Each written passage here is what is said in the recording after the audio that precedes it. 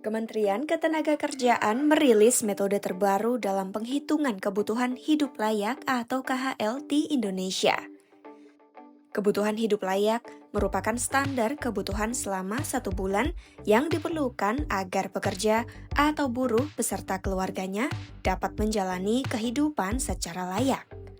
Kedepan, nilai KHL akan dijadikan sebagai acuan utama dalam penentuan upah pekerja di seluruh 38 provinsi di Indonesia. Kebijakan ini diterapkan karena penyesuaian upah minimum diharapkan menjadi lebih adil dan fleksibel dengan menyesuaikan kondisi ekonomi masing-masing provinsi, bukan lagi disamaratakan seperti sistem kenaikan UMP serentak sebelumnya. Dalam metode terbaru ini, penghitungan KHL mengacu pada Standar International Labour Organization (ILO) dengan mempertimbangkan berbagai kebutuhan dasar rumah tangga. Komponen yang digunakan dalam penghitungan kebutuhan rumah tangga meliputi kebutuhan makanan, kesehatan dan pendidikan, kebutuhan pokok lainnya, serta biaya perumahan atau tempat tinggal.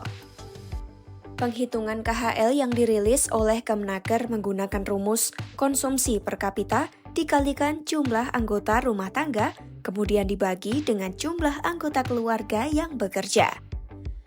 Dengan metode penghitungan terbaru ini, DKI Jakarta menjadi provinsi dengan nilai KHL tertinggi, yaitu sebesar Rp5.898.511 per bulan. Angka ini bahkan lebih tinggi dibandingkan upah minimum provinsi atau UMP Jakarta tahun 2025 yang tercatat sebesar Rp5,4 juta per bulan. Sementara itu di sejumlah daerah lain seperti di Yogyakarta dan Jawa Tengah, terdapat selisih yang cukup jauh antara nilai KHL dan UMP yang diterima pekerja pada tahun ini. Di daerah istimewa Yogyakarta, kebutuhan hidup layak tercatat sebesar Rp4.604.982